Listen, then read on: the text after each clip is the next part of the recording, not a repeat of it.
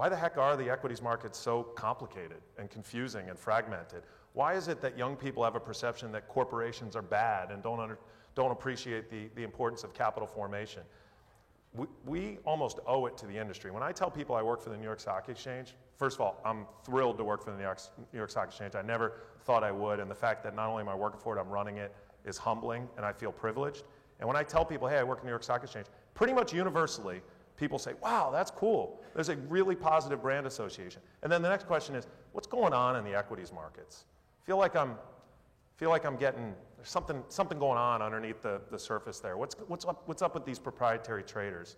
We need to use the goodwill associated with New York Stock Exchange to help spread the message of how important the capital markets are.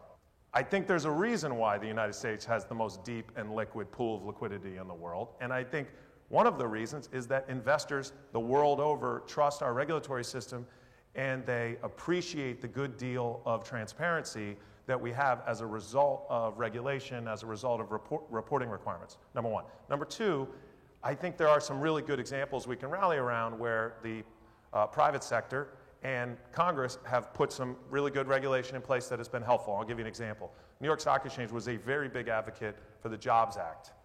The Jobs Act, I would submit, has spurred innovation. It has spurred capital formation. We're on a record pace this year, both for the dollars we're raising as well as the number of IPOs, and 75% of the IPOs that have filed this year have taken advantage of the Jobs Act provision that allow for a company to file confidentially.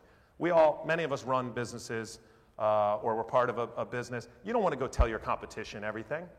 And what the Jobs Act did is it allowed a company that wasn't sure if they're going to go public or not to go through the document filing process and do it in a confidential manner where your competition doesn't have to know everything if you ultimately decide not to become a public company. Great idea.